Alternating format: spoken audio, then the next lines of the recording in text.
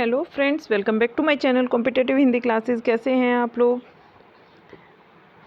देखिए, आज हम जो करने वाले हैं वो पीजीटी हिंदी का पेपर है फीमेल का, जो कि 3 जुलाई को सेकंड शिफ्ट में आया था, हिंदी फीमेल ये, ठीक है। और आज हम इसका सब्जेक्टिव पोर्शन करेंगे। जो जनरल पेपर है इसको हम आपको बाद में कराएंगे, जनरल पेपर वाली सीरीज़ में।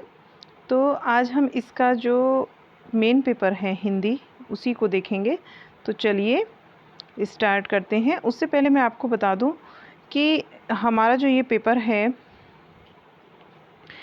मतलब सब्जेक्टिव पेपर भी ना डिसिप्लिन में डिवाइड होता है। देखिए, जैसे यहाँ पर लिखा है कि डिसिप्लिन 1, ठीक है। क्या लिखा है? डिसिप्लिन 1। और 20 क्वेश्चन इसमें होंगे हमारे। 20 क्वेश्चन के बाद आपको देखने को मिलेगा कि हमारा जो मतलब डिसिप्लिन 2 आएगा, फिर 20 क्वेश्चन उसमें, फिर डिसिप्लिन 3, फिर 20 क्वेश्चन। तो आज हम जो हैं पूरे 100 क्वेश्चन करने वाले हैं। 100 क्वेश्चन के बाद जो हमारे बचे हुए 100 क्वेश्चन होंगे, क्योंकि पीजीटी का जो पेपर है वो 200 मार्क्स का आता है सब्जेक्टिव, तो बचे हुए 100 क्वेश्चन हम नेक्स्ट वीडियो में करेंगे, ठीक है। तो चलिए आज की जो क्लास है वो स्टार्ट करते हैं। 101 क्वेश्चन से लेकर 200 क्वेश्चन तक हम कंप्लीट करने वाले हैं। तो चलिए क्लास को स्टार्ट करते हैं। पहला क्वेश्चन होगा इसमें हमारा 101 क्वेश्चन। देखिए, इसमें जितने भी, एक और चीज़ आप देख लीजिए पहले, मतलब टू टाइम क्वेश्चन लिखे हुए हैं। अवधी भाषा का विकास यहाँ पर भी आपको मिलेगा कि किस अपभ्रंश से हुआ, और यहाँ पर भी मिलेगा आपको। तो हम इसको 1 टाइम ही रीड करेंगे, ठीक है। चलिए,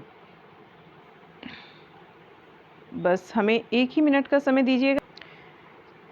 चलिए फ्रेंड्स, हमारा जो पहला क्वेश्चन है, क्वेश्चन नंबर 101, अवधि का विकास किस अपभ्रंश से हुआ है? अवधि का विकास हमारा अर्धमागधी अपभ्रंश से हुआ है। राइट ऑप्शन होगा अर्धमागधी अपभ्रंश। क्वेश्चन नंबर 102, काव्य अलंकार किसकी रचना है? काव्य अलंकार भामा की रचना है। क्वेश्चन नंबर 103, प्रेमचंद के सेवा सदन उपन्यास का शीर्षक क्या है? इसका राइट ऑप्शन होगा बाजारे हुस्न। प्रेमचंद का सेवा सदन उपन्यास का उर्दू शीर्षक है। क्वेश्चन नंबर 104, जयशंकर प्रसाद का सर्वप्रथम नाटक कौन सा है? तो वो सज्जन है। राइट ऑप्शन इसका सज्जन होगा। क्वेश्चन नंबर 105, रचना काल के अनुसार भारतेंदु जी के नाटक का सही क्रम पहचानिए। भारतेंदु जी के जो नाटक हैं उनका सही क्रम होगा भारत दुर्दशा, नील देवी, अंधेरी नगरी और सती प्रताप। क्वेश्चन नंबर 105 है कि भारतेंदु जी के नाटक का सही क्रम, ये हमने देख लिया, भारत दुर्दशा, अंधेरी नगरी, नील देवी, सती प्रताप। क्वेश्चन नंबर आता है हमारा 106, दक्षिणी भारत हिंदी समिति की स्थापना कब हुई? दक्षिणी भारत हिंदी समिति की जो स्थापना हुई थी वो 1918 में हुई थी। कब हुई थी? 1918 में। और क्वेश्चन नंबर 107 आता है हमारा, दो सुख ने किसकी रचना है? दो सुख ने अमीर खुसरो की रचना है। Right option. क्वेश्चन नंबर 108, आदिकाल में रचित काव्य सर्वाधिक किस साहित्य में लिखे गए? आदिकाल में जो रचित काव्य हैं वे सर्वाधिक लिखे गए हैं जैन साहित्य में। नेक्स्ट हमारा क्वेश्चन होगा 108, आदिकाल में रचित काव्य किस साहित्य में लिखे गए? सर्वाधिक जैन साहित्य में लिखे गए हैं। क्वेश्चन नंबर 109 आता है कि भक्ति धर्म का रसात्मक रूप क्या है? भक्ति धर्म का रसात्मक रूप क्या है? यह कथन किसका है? आचार्य शुक्ल जी का यह कथन है। नेक्स्ट हमारा 110 क्वेश्चन होगा, और पंक्ति से रिलेटेड ये क्वेश्चन है हमारा, हम कौन थे, क्या हो गए, क्या होंगे अभी, आओ विचार करें मिलकर ये समस्याएं सभी। पंक्ति किस रचना की है? भारत भारती से ये पंक्तियां हमारी ली गई हैं। ये राइट ऑप्शन है। नेक्स्ट 111 क्वेश्चन पर हम हैं, और 111 क्वेश्चन है हमारा, पहला जो साहित्य अकादमी पुरस्कार है वो किस रचना के लिए मिला था? पहला साहित्य अकादमी पुरस्कार किस रचना के लिए मिला था? तो हिमतरंगिणी के लिए मिला था। हिमतरंगिणी किसकी रचना है? ये आप ऑप्शन में हमें बताइए, कमेंट बॉक्स में लिखकर, कि किसकी रचना है हिमतरंगिणी। क्वेश्चन नंबर 112, निम्न में से केशवदास की काव्य भाषा कौन सी नहीं थी?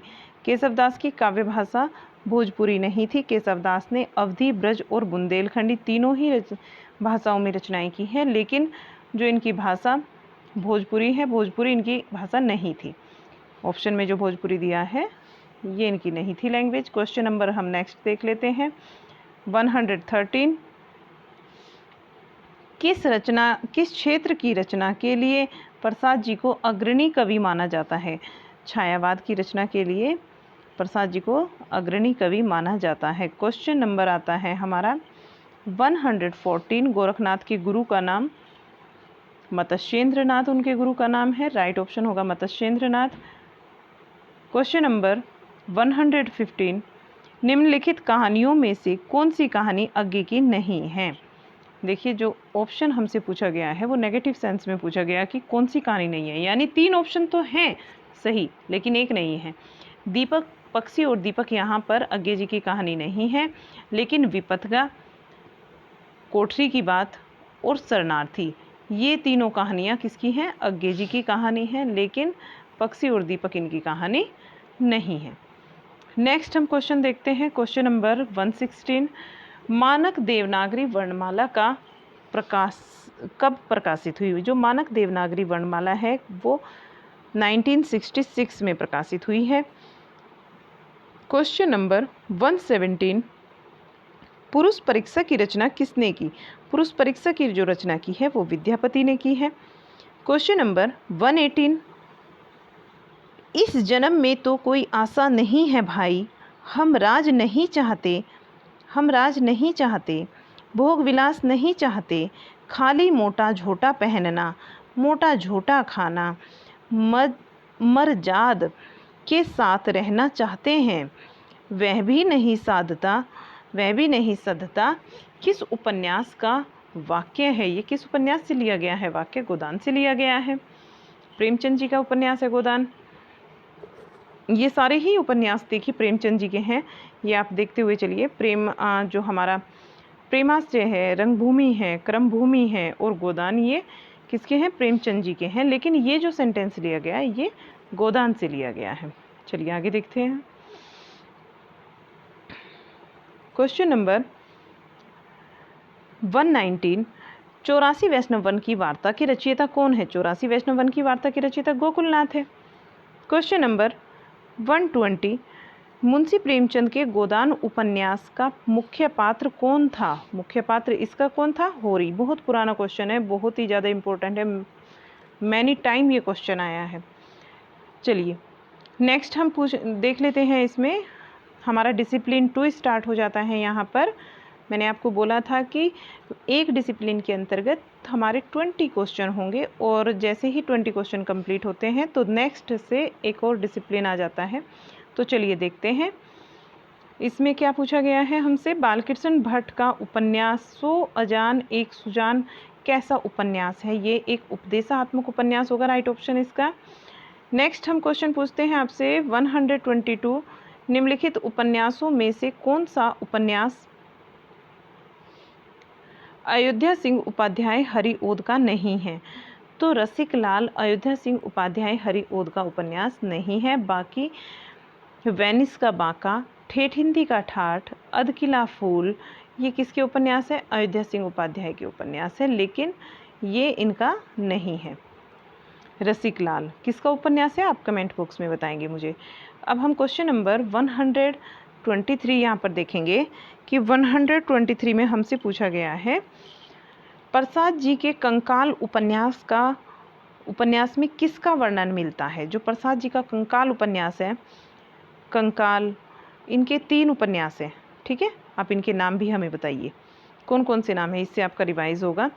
और अधूरा उपन्यास कौन सा है, ठीक है, ये भी आपको बताना है कि जयशंकर प्रसाद जी का अधूरा उपन्यास कौन सा है, ठीक है। सामाजिक बंधनों की विषमता और व्यक्तियों की सहज प्रवृत्तियों का संघर्ष, ये कंकाल उपन्यास में इसका वर्णन किया गया है कि सामाजिक बंधनों की विषमता और व्यक्ति की सहज प्रवृत्तियों का संघर्ष राइट ऑप्शन होगा। क्वेश्चन नंबर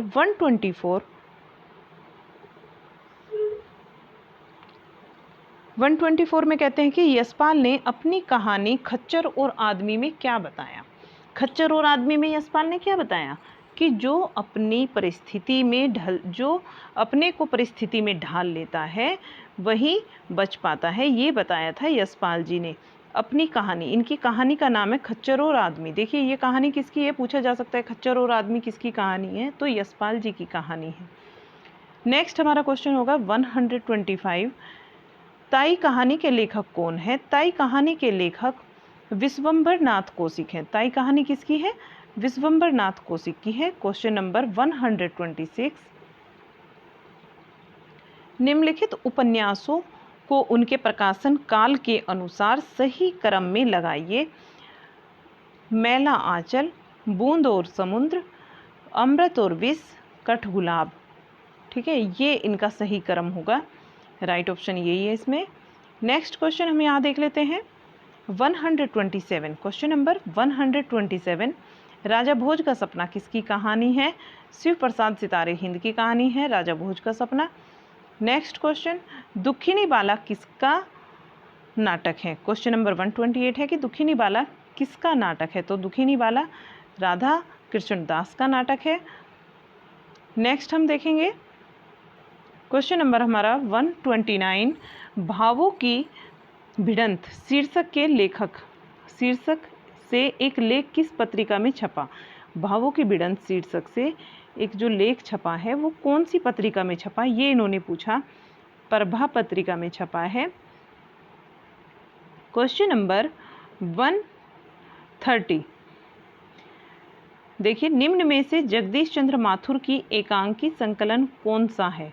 हमें बताना है कि जगदीश चंद्र माथुर का जो एकांकी का संकलन है वो कौन सा है, तो भोर का तारा जगदीश चंद्र माथुर का है। भोर का तारा जगदीश चंद्र माथुर की एकांकी है, एकांकी संग्रह है।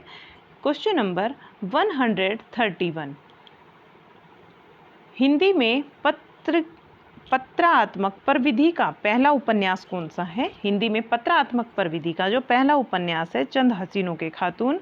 क्वेश्चन नंबर 132, एकांकी का तीसरा चरण भुवनेश्वर प्रसाद के कौन से संग्रह से शुरू होता है, तो वो है कारवा। क्वेश्चन नंबर 133, साहित्यालोचन का लेखक कौन है। साहित्यालोचन का लेखक कौन है, बाबू श्याम सुंदर दास। साहित्यालोचन का लेखक है बाबू श्याम सुंदर दास। साहित्यालोचन का लेखक कौन है, ये हमने पढ़ ही लिया, बाबू श्याम सुंदर दास। तो क्वेश्चन नंबर 134 हम यहाँ पर देखेंगे कि निम्नलिखित विकल्पों में से कुछ जीवनियाँ और उनके लेखकों के जोड़े दिए गए हैं, बताइए कौन सा जोड़ा गलत होगा। तो गलत कौन सा है, कलम का मजदूर, ये रामविलास शर्मा, रामविलास शर्मा का नहीं है, मदन गोपाल का है। ठीक है, हम यहाँ पर बाकी की जो ठीक हैं, जो जीवनियाँ और लेखक यहाँ पर ठीक दिए गए हैं ऑप्शन में, वो भी देख लेते हैं। कमल का सिपाही अमृत राय की जीवनी है। कलम का सिपाही किसकी, अमृत राय की जीवनी है। आवारा मसीहा विष्णु प्रभाकर जी की है और महात्मा बुद्ध राहुल शंकरतायन जी का है। क्वेश्चन नंबर 135 हम यहाँ पर देखेंगे। क्वेश्चन नंबर 135 में पूछा गया है कि भारतेंदु जी के समाज सुधार की रचनाओं में किस शैली का वर्णन किया गया है। किस शैली का वर्णन किया गया है, जो इनकी समाज सुधार की रचनाएं हैं उसमें व्यंग्यात्मक शैली का वर्णन किया गया है। क्वेश्चन नंबर 136, मानस प्रेम बहु बैकुंठी किसकी पंक्ति है। मानुस प्रेम बहु बैकुंठी, ये जायसी जी की पंक्तियां हैं। और अगली जो देखते हैं हम मानुस प्रेम बहु बैकुंठी, ये भी यही क्वेश्चन है कि किसकी पंक्तियां हैं, तो जायसी की पंक्ति है। नेक्स्ट हम देखने वाले हैं क्वेश्चन नंबर हमारा 137, नारायण नारायण साधु नर साधना, साधु नर साधना इंद्रपद ने भी की उसकी शुभ आराधना, बोल उठी नारद की वल की गगन में, बोल उठी नारद की वल की गगन में, जा रहे थे घूमने वे गंगा तीर वन में। किसकी पंक्तियां हैं ये आपसे पूछा गया है। तो ये जो पंक्तियां हैं हमारा राइट ऑप्शन मैथिली शरण गुप्त जी की हैं। नेक्स्ट हमारा क्वेश्चन है 138। छायावाद को स्थूल के प्रति सूक्ष्म का विद्रोह किसने माना है? डॉक्टर नगेंद्र ने माना है। राइट ऑप्शन होगा। चलिए क्वेश्चन नंबर 139 में हम देखते हैं, बैर क्रोध का अचार या फिर मुरब्बा किसके द्वारा रचित पंक्तियां हैं? बैर क्रोध का अचार या मुरब्बा है, बैर जो है वो क्रोध का अचार या फिर मुरब्बा है, किसके द्वारा रचित पंक्तियां हैं? तो आचार्य शुक्ल जी का ये कथन है, आचार्य शुक्ल जी की पंक्तियां हैं। नेक्स्ट क्वेश्चन हम देखते हैं 140। इसमें से क्या मैथिली शरण गुप्त जी के काव्य की विशेषता नहीं है?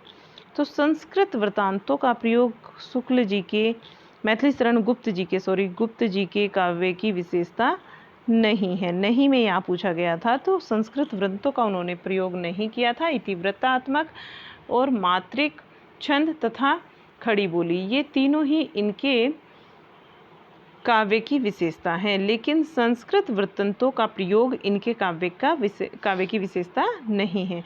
क्वेश्चन नंबर नेक्स्ट हम देखेंगे, यहाँ पर नेक्स्ट हमारा डिसिप्लिन 3 आ जाता है। देखिए डिसिप्लिन 3 को भी हम देखते हैं और इसमें भी हमें 20 क्वेश्चन देखने को मिलेंगे। तो चलिए स्टार्ट करते हैं डिसिप्लिन 3।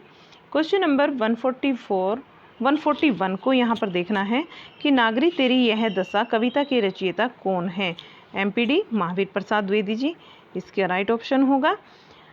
नेक्स्ट हम देखते हैं क्वेश्चन नंबर 142। जयद्रथ वध किस वर्ष में प्रकाशित हुआ था? तो जयद्रथ वध 1910 में प्रकाशित हुआ था। कब प्रकाशित हुआ था जयद्रथ वध? 1910 में प्रकाशित हुआ था। नेक्स्ट क्वेश्चन देखते हैं 143। बादल राग कविता के रचयिता कौन है? बादल राग कविता के रचयिता कौन है? निराला जी है, राइट ऑप्शन। नेक्स्ट हम क्वेश्चन देखते हैं क्वेश्चन नंबर 144।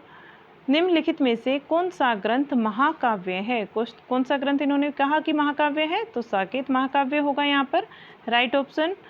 नेक्स्ट हम देख लेते हैं, निम्नलिखित में से किस कविता को शोकगीत के अंतर्गत माना जाता है? निराला जी की है सरोज स्मृति, जिसको शोकगीत के अंतर्गत माना जाता है।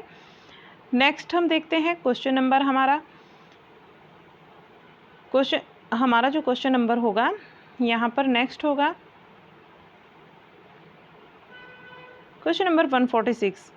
दिवस का अवसान समीप था, गगन था कुछ लोहित हो चला, तरु शिखा पर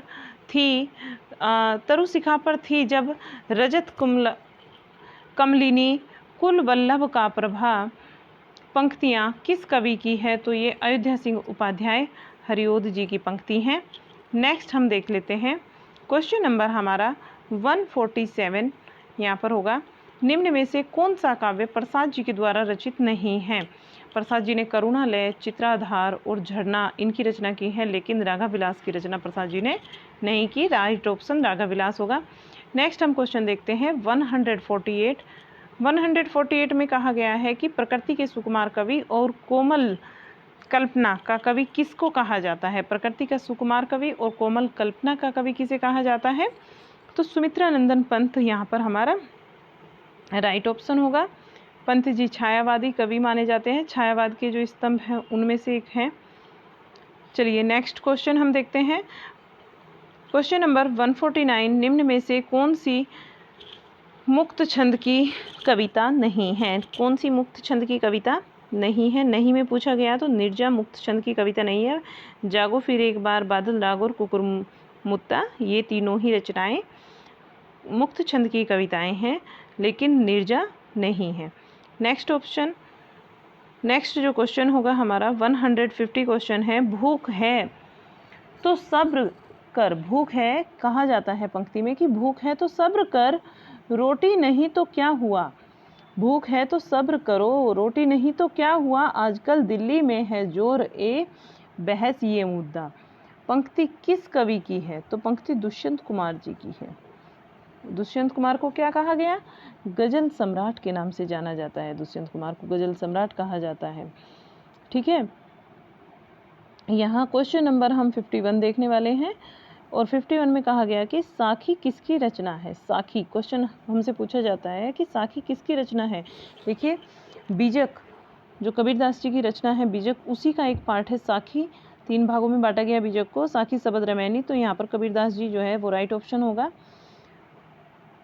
नेक्स्ट क्वेश्चन हमारा क्वेश्चन नंबर 152 कि नई कविता के प्रमुख कवि निम्न में से कौन है। नई कविता के प्रमुख कवि कौन है। अज्ञे को माना जाता है नई कविता का प्रमुख कवि, अज्ञे को माना जाता है। नेक्स्ट क्वेश्चन हमारा क्वेश्चन नंबर है 153 कि निम्नलिखित में से केशव ग्रंथावली के संपादक कौन है। केशव ग्रंथावली के संपादक इन्होंने पूछा है, तो विश्वनाथ प्रसाद मिश्र केशव ग्रंथावली के संपादक होंगे। नेक्स्ट क्वेश्चन हमारा 154, नेक्स्ट क्वेश्चन है 154 युग धारा किसकी एक काव्य कीर्ति है। युग अगर धारा आपसे पूछा जाए, एक होती है युगधार, एक है धारा। धारा जो कीर्ति है वो नागार्जुन जी की है। नेक्स्ट ऑप्शन इसमें नेक्स्ट में ये जो यही वाला क्वेश्चन पूछा गया है कि युगधारा किसकी कीर्ति है, तो यहाँ पर भी ऑप्शन यही होगा हमारा नागार्जुन की। अगला क्वेश्चन है हमारा 155, इसमें पूछा जाता है संशय की एक रात के रचनाकार कौन है। नरेश मेहता संशय की एक रात के रचनाकार हैं। नेक्स्ट हमारा क्वेश्चन आता है क्वेश्चन नंबर 156 मिलन का नाम मत लो मैं विरह में चीर हूँ। मिलन का नाम मत लो मैं विरह में चीर हूँ, बीन भी हूँ मैं तुम्हारी रागिनी भी हूँ, दूर हूँ तुमसे अखंड सुहागिनी भी हूँ। निम्न पंक्तियाँ किसकी हैं। निम्न ये वाली जो पंक्तियाँ हैं ये महादेवी वर्मा जी की हैं। नेक्स्ट क्वेश्चन हमारा आता है 157 कि निम्न में से किस कवि को वाणी का डिक्टेटर कहा जाता है। किस कवि को कहा गया, कबीरदास जी को वाणी का डिक्टेटर कहा गया है। तो कहा किसने है ये कमेंट बॉक्स में आप मुझे बताएंगे, ठीक है। अगला जो क्वेश्चन है क्वेश्चन नंबर हमारा 158 है कि भग्नदूत किस काव्य संग्रह है। किसका काव्य संग्रह है। अज्ञे जी का काव्य संग्रह है। भग्नदूत अज्ञे जी का काव्य संग्रह है। क्वेश्चन नंबर 159 पूछा जाता है कि निम्न विकल्पों में से कौन सा विकल्प नीचे दिए गए शब्दों का सही समानार्थी शब्द, और फिर कहता है नहीं है। क्या नहीं है, सही समानार्थी शब्द नहीं है, ये कहता है। तो सोना, इन्होंने सोना का बोला है। सोना के लिए हेम, सुवर्ण, कुंदन ये तीनों होते हैं, लेकिन द्वीप सोना के लिए नहीं होता, द्वीप नहीं होता। अगला क्वेश्चन हम देख लेते हैं 160 क्वेश्चन है, और इसमें कहा जाता है कि निम्न में से दिए गए शब्दों का सही अनेक अर्थी रूप वाला विकल्प चुनिए। किरण और हाथ जोड़, किरण हाथ जो हाथ, किरण और हाथ किसका है भाई, कर के क्या है, ये पर्यायवाची है, अनेक रूप है। एक तरीके से ये मान लीजिए कि इनका मतलब भी कर ही होता है, या कर का मतलब भी किरण और हाथ होता है, ठीक है। अगला क्वेश्चन हम देख लेते हैं। क्वेश्चन नंबर हमारा कौन सा है भाई, देखिए हमारे यहाँ पर 3 डिसिप्लिन ख़त्म हो चुके हैं, और अब जो डिसिप्लिन हमारा आया है वो है डिसिप्लिन 4। इसमें भी हमें 20 क्वेश्चन देखने हैं। चलिएगा इसमें भी हम देखते हैं। क्वेश्चन नंबर है हमारा 161 कि निम्नलिखित विकल्पों में से उस विकल्प को चुनिए जो दिए गए शब्द युग्म का सही अर्थ वाला विकल्प है। सही अर्थ वाला विकल्प है, कौन सा विकल्प होगा, जानकार मूर्ख, या किसका है ये जानकार मूर्ख।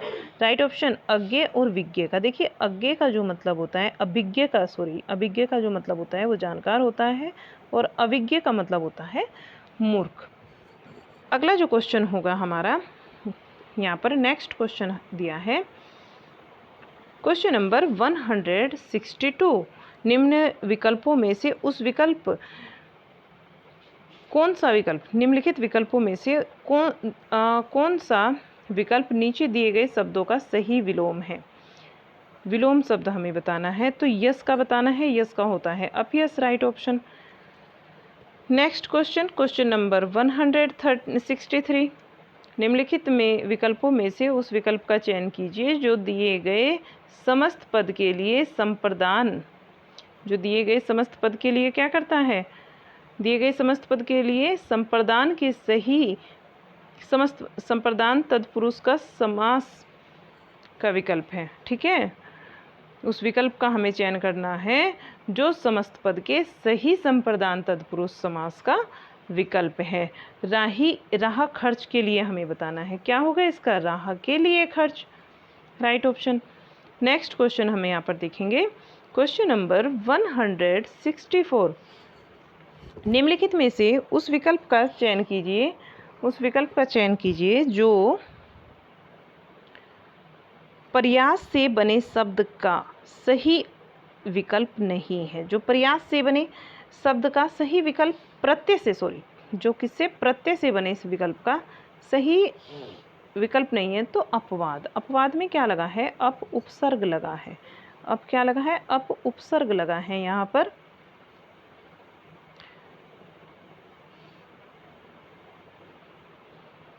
और जो धुंधला है, व्यक्ति है, धुलाई है, व्यक्तित्व और धुलाई, इन सब में क्या है, प्रत्यय लगा हुआ है। और कौन कौन से प्रत्यय हैं इनमें, धुंधला में तो है आ प्रत्यय, धुंधला में आ प्रत्यय है, व्यक्तित्व में तो प्रत्यय लगा है, धुलाई में ई।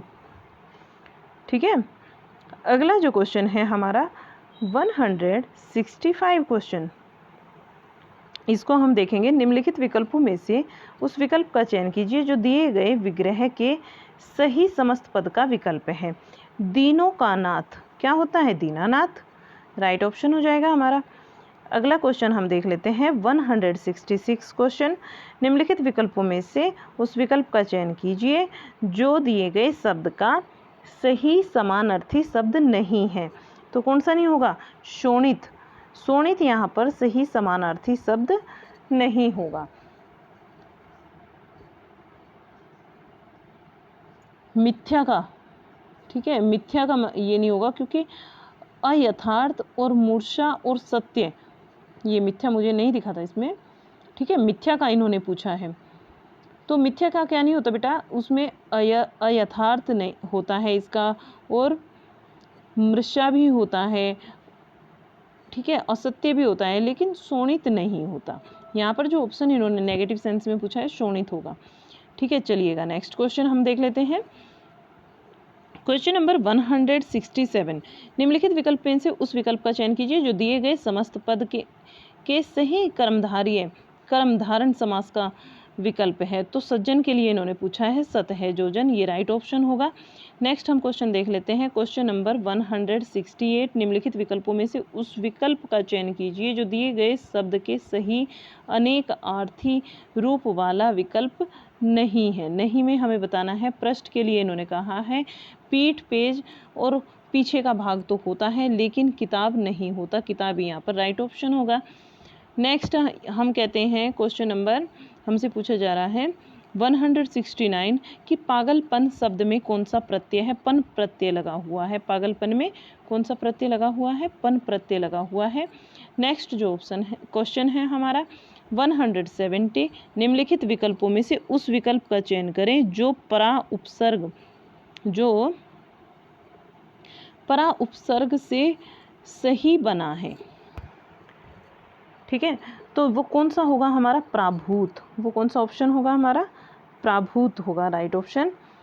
क्वेश्चन नंबर 171, निम्नलिखित में से उस विकल्प को चुनिए जो दिए गए शब्द युग्म का सही अर्थ वाला विकल्प है। सुचि और सची, सुचि और सची, यानी कि सुचि का मतलब होता है पवित्र और सची का मतलब होता है इंद्राणी। सची का क्या मतलब होता है, इंद्राणी। क्वेश्चन नंबर 172, निम्नलिखित में से उस विकल्प का चयन करें जो भावात्मक संज्ञा का विकल्प नहीं है। निपुणता, इंसानियत, प्रच्छन्न, टोपी,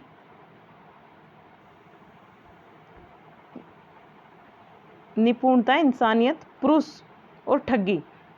देखिएगा इसमें दिया है कि निपुणता, इंसानियत, पुरुष और ठगी, यहाँ पर पुरुष जो है राइट ऑप्शन होगा क्योंकि ये भावात्मक संज्ञा कैसी होती है, जिसको हम फील कर सकते हैं, जिसको देख नहीं सकते और छू नहीं सकते, वो होती है भावात्मक संज्ञा। जिसको ना देख सकते हैं और ना ही छू सकते हैं, जिसको हम छू भी नहीं सकते, ना इसको हम छू सकते हैं, तो वो हमारी भावात्मक संज्ञा होती है। नेक्स्ट जो क्वेश्चन है वो हम देख लेते हैं। क्वेश्चन नंबर 173, निम्नलिखित विकल्पों में से उस विकल्प का चयन कीजिए जो मध्यम पुरुषवाचक संज्ञा का सही विकल्प हो। मध्यम पुरुषवाचक संज्ञा का, तो मध्यम देखिए, मैं जो है इसमें, मैं जो है उत्तम पुरुष में आता है। मध्यम पुरुष में कौन आता है? मध्यम पुरुष में मैं, तुम और आप आते हैं। मैं आ गया अपना उत्तम पुरुष में। मैं किस में आ गया? उत्तम पुरुष में। तुम और आप आता है मध्यम पुरुष में, वह, उसने, ये आते हैं अन्य पुरुष में, और ये उत्तम में। ये हो गया हमारा मध्यम वाला, तो यही राइट ऑप्शन होगा बी। चलिएगा क्वेश्चन नंबर 174, उस विकल्प का चयन करें जो दिए गए वाक्य के अनुसार विशेषण के भेद का सही विकल्प हो। यह बहुत बीमार है, इसे थोड़ा पानी देना चाहिए। थोड़ा के लिए इन्होंने कहा है, क्योंकि जो ब्रैकेट में दिया गया है कोष्ठक में, उसके लिए बताना हमें। ठीक है, तो ये क्या होगा? परिणामवाचक होगा, राइट ऑप्शन। चलिएगा अगला क्वेश्चन हम देख लेते हैं। 175, निम्नलिखित विकल्पों में से उस विकल्प का चयन कीजिए जो दिए गए वाक्य के अनुसार सही क्रिया पदबंध का विकल्प हो। सही क्या हो? क्रिया पदबंध का विकल्प हो। और वाक्य दिया गया हमें, आज सुबह रवि बहुत देर तक सो रहा था। आज सुबह रवि बहुत देर तक सो रहा था। ठीक है, तो इसमें देखिए, अभी मैं आपको, इसने क्रियापदबंध पूछा है ना, तो क्रियापदबंध में होगा हमारा सो रहा था, राइट ऑप्शन। चलिएगा क्वेश्चन नंबर हमारा नेक्स्ट 176 क्वेश्चन, और ये कहते हैं कि प्रयुक्त वाक्य में प्रयुक्त शब्दों को क्या कहा जाता है? पद कहते हैं। वाक्य में जितने भी शब्द प्रयुक्त होते हैं उनको पद कहा जाता है। नेक्स्ट जो हमारा क्वेश्चन होगा 177, ये कहते हैं निम्न विकल्पों में से उस विकल्प का चयन करें जो दिए गए वाक्य के अनुसार सही क्रिया पदबंध का विकल्प हो। पिताजी गीता पढ़ रहे हैं, वाक्य क्या है हमारा? पिताजी गीता पढ़ रहे हैं, और हमें क्या बताना है? क्रिया पदबंध बताना है, तो पढ़ रहे हैं यहाँ पर होगा। क्वेश्चन नंबर 178, निम्नलिखित विकल्पों में से उस विकल्प का चयन कीजिए जो द्रव्यवाचक संज्ञा का विकल्प सही विकल्प है। यहाँ पर पीतल होगा, राइट ऑप्शन पीतल। क्वेश्चन नंबर 179, निम्नलिखित में से उस विकल्प का चयन करें जो दिए गए वाक्य के अनुसार सही क्रिया का भेद का विकल्प हो। सही क्रिया के भेद का विकल्प हो, तो ये कहता है, इन्होंने क्या ऑप्शन दिया है इसमें कि मतलब कहता है राम ने एक सुंदर घर बनवाया। ठीक है, राम ने क्या करा? एक सुंदर घर बनवाया, और घर खुद तो नहीं बनाया। जब हम किसी और से किसी काम को करवाते हैं ना, तो वहाँ प्रेरणार्थक क्रिया होती है। इसकी पहचान यही है कि कार्य को हम खुद नहीं करते बल्कि किसी दूसरे से कराते हैं।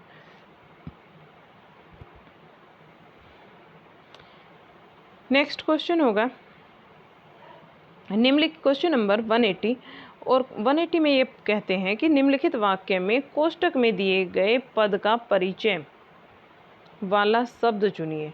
अरे वाह, तुम भी खाना बना सकती हो। कितना खुश हुए देख के कि अरे वाह, तुम भी खाना बना सकती हो, कितनी ज़्यादा खुशी हुई। तो यहाँ हर्षबोध वाक्य अपव्यय होगा, हर्षबोध अव्यव।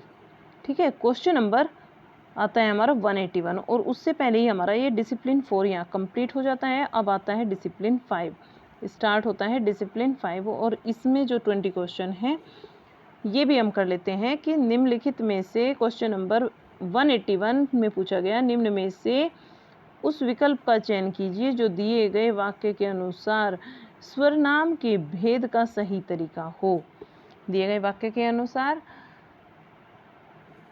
स्वरनाम के भेद का सही विकल्प हो, ये हमें बताना है। वाक्य दिया गया, इन्होंने कहा कि ब्रैकेट में जो है मेहनत करेगा उसी की होगी, क्या होगी, जीत उसी की होगी।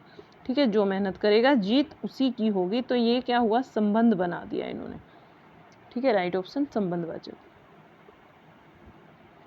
क्वेश्चन नंबर 182 और 182 में कहते हैं कि निम्नलिखित विकल्पों में से उस विकल्प का चयन कीजिए जो भावनात्मक संज्ञा का सही विकल्प नहीं है। और भावनात्मक संज्ञा कैसी होती है, जिसको हम ना छू सकते हैं ना देख सकते हैं, तो उसमें लड़कपन, इंसानियत और बंधुत्व, ये तीनों ही आ जाती हैं। लेकिन मोटापा जो है ये नहीं आता। मोटापा यहाँ क्या होगी, राइट ऑप्शन नहीं होगा, मतलब भावनात्मक संज्ञा का। अब जो क्वेश्चन आता है हमारा, क्वेश्चन आता है 183 क्वेश्चन नंबर में कहा जाता है निम्न में से उस विकल्प का चयन कीजिए जो दिए गए वाक्य के अनुसार सही विकल्प, सही क्रिया विशेषण पदबंध का विकल्प हो। और ये क्या दिया गया वाक्य कि गाड़ी बहुत धीमी गति से चल रही है। गाड़ी क्या है, बहुत धीमी गति से चल रही है। और हमें क्या बताना है, क्रिया विशेषण पदबंध बताना है। ठीक है, बहुत धीमी गति हमें बताना है, बहुत धीमी गति। नेक्स्ट क्वेश्चन, अगला क्वेश्चन देखिएगा, क्वेश्चन नंबर 184। इसमें कहा जाता है कि सही स्वरनाम शब्द के विकल्प चुनकर वाक्य पूरा कीजिए।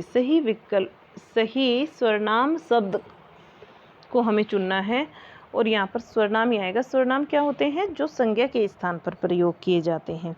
ठीक है, और सेंटेंस है जो दिया गया है कि सृष्टि डैश सहेली के साथ पढ़ने जाती है, तो स्वरनाम बताना है तो अपनी सहेली के साथ पढ़ने जाती है, राइट ऑप्शन होगा इसका। नेक्स्ट क्वेश्चन नंबर 185, निम्नलिखित विकल्पों में से सरल वाक्य का चयन कीजिए। सरल वाक्य को चुनिए। तो मुझे देखकर वह खिसक गया, मुझे देखकर क्या हुआ, वह खिसक गया, ये सही वाक्य है और सरल भी है, बाकी नहीं है। आप चाहे तो पढ़कर देख सकते हैं वीडियो को पॉज करके।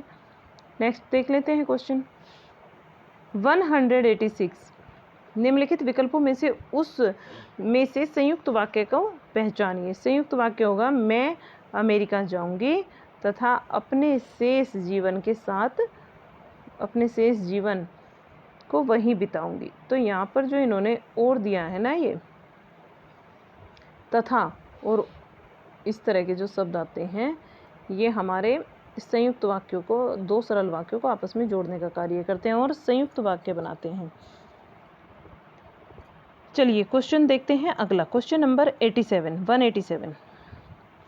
निम्नलिखित में से उद्देश्य का सही विकल्प चुनिए। उद्देश्य का हमें सही विकल्प चुनना है और हमारे पास सेंटेंस दिया है कि महात्मा गांधी हमारे प्रिय नेता थे, तो महात्मा गांधी यहाँ पर हमारा उद्देश्य होगा, यही राइट ऑप्शन है। नेक्स्ट क्वेश्चन है क्वेश्चन नंबर 188, क्वेश्चन नंबर 188। और इसमें क्या पूछा गया कि माँ चाकू से ताज़ा फल काट रही है। माँ क्या कर रही है, चाकू से ताज़ा फल काट रही है। और चाकू से ताज़ा फल काटने का मतलब है कि माँ चाकू से, ये वाला जो चीज़ होगी ये हमारा उद्देश्य हो जाएगा। नेक्स्ट हम देखते हैं क्वेश्चन नंबर 189, निम्नलिखित विकल्पों में से मिश्रित वाक्य को पहचानिए। निम्नलिखित विकल्पों में से मिश्रित वाक्य को पहचानिए। और इसमें क्या होगा, देखिए हम चाहे तो सारे वाक्य पढ़ लो, क्योंकि मिश्रित कौन सा चलता तो पढ़ने से ही पता है। साहसी विद्यार्थी उन्नति करते हैं। सेकंड है जो विद्यार्थी साहसी होते हैं वे उन्नति करते हैं। राइट है भाई, बिल्कुल सही है, बिल्कुल सही, यही बात है, आगे जाओ ही मत। अगला जो क्वेश्चन है हमारा, क्वेश्चन नंबर 190 को हम यहाँ पर देखेंगे। निम्नलिखित में से कोष्ठक में दिए गए शब्दों का उपवाक्य का नाम बताइए। निम्नलिखित में से कोष्ठक में दिए गए शब्दों के उपवाक्य का नाम बताइए। तो उपवाक्य का नाम बताना है, जब तुम मेरे घर आए तब मैं घर पर नहीं था। तो यहाँ क्या हुआ, क्रिया विशेषण उपवाक्य है। यहाँ कौन सा वाक्य है, क्रिया विशेषण उपवाक्य है। देखिए विशेषण उपवाक्य, संज्ञा उपवाक्य या फिर प्रधान उपवाक्य तो यहाँ पर नहीं है, लेकिन क्रिया विशेषण उपवाक्य है। नेक्स्ट क्वेश्चन हम देखेंगे, क्वेश्चन नंबर 191। निम्नलिखित विकल्पों में से संयुक्त वाक्य को पहचानिए। संयुक्त वाक्य जिसमें बीच में और, तथा, यदि इस तरीके से शब्द आते हैं तो वे क्या होंगे, हमारे संयुक्त वाक्य होंगे। संयुक्त वाक्य, रात्रि के 12 बजे और मैंने पढ़ना बंद कर दिया, ये होगा हमारा संयुक्त वाक्य का example, right option. Next question है हमारा 192। निम्नलिखित में से सरल वाक्यों का सही क्रम चुनिए। सरल वाक्यों का सही क्रम चुनेंगे तो आमदनी के अनुसार खर्च करना, आमदनी के अनुसार खर्च करना, ये सही वाक्य होगा। Question number 193। क्वेश्चन नंबर 193,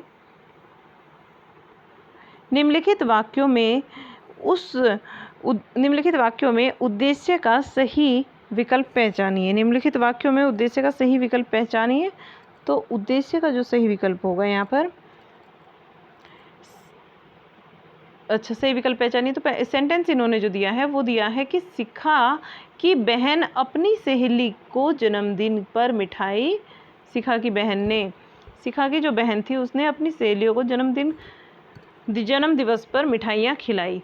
तो यहाँ पर शिखा की बहन हो जाएगा हमारा उद्देश्य और बाकी पूरा सेंटेंस हमारा विधेय होगा। Question number 194। क्वेश्चन नंबर 194, मिश्रित वाक्य में कोष्ठक में दिए गए शब्दों का उपवाक्य का नाम बताइए। दिए गए शब्दों के उपवाक्य का नाम बताइए। तो नाम में क्या होगा, यहाँ वाक्य जो दिया गया है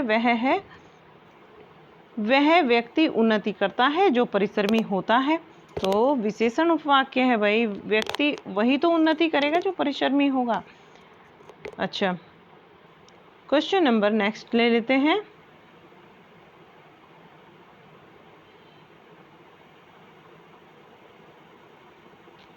ये देख लीजिए आप, यहाँ इन्होंने दिया कि वही व्यक्ति उन्नति करता है जो परिश्रमी होता है, विशेषण उपवाक्य हो गया। अब हमारा जो क्वेश्चन है, क्वेश्चन नंबर 195 में कहा गया है, निम्नलिखित वाक्यों में विधेय का सही विकल्प चुनिए। विधेय का सही विकल्प बताना है और वाक्य है कि लेखक के आंगन में अनेक पक्षियों के घोंसले थे। लेखक के आंगन में क्या थे, अनेक पक्षियों के घोंसले, और अनेक पक्षियों के घोंसले ही यहाँ पर हमारा राइट ऑप्शन होगा, क्योंकि यही विधेय का एग्जाम्पल है। क्वेश्चन नंबर 196, निम्नलिखित विकल्पों में से संयुक्त वाक्य को पहचानिए। संयुक्त वाक्य पहचानना है और इसमें हमें जो है, लड़का बीमार था इसलिए वह डॉक्टर के पास गया था। तो दो वाक्य हैं जो कि सरल हैं और आपस में जोड़े गए इसलिए शब्द से, ठीक है, यही राइट ऑप्शन होगा। नेक्स्ट क्वेश्चन हम देखते हैं।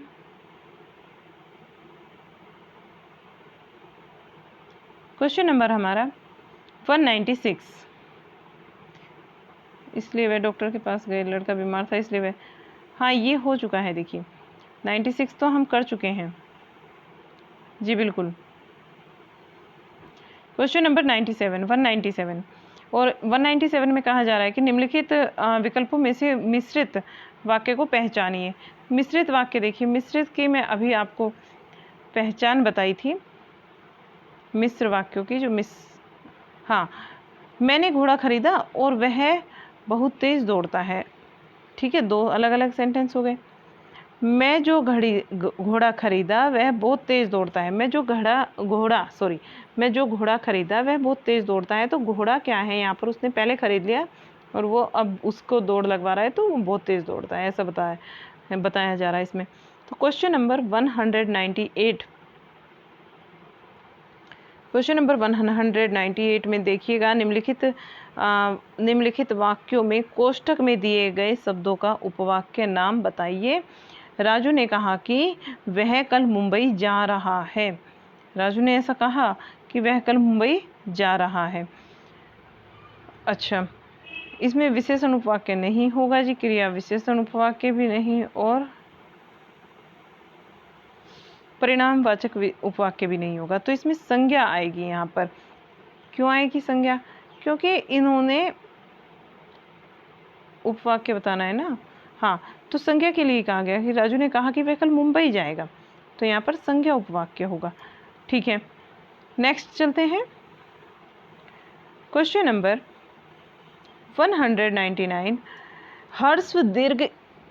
हर्ष तथा दीर्घ या फिर दीर्घ आ जाए, क्या ई छोटी ई ए ई ऊ के बाद यदि हर्ष दीर्घ या फिर दीर्घ ए ई ऊ आ जाए तो दोनों मिलकर क्या हो जाते हैं?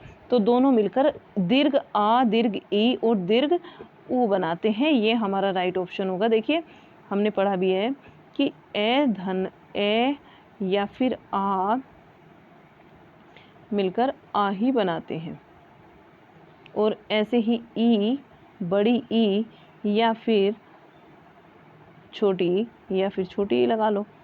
ठीक है, ये क्या मिलाते हैं बन के? बड़ी ई। ऐसे ही हम ऊ, छोटा ऊ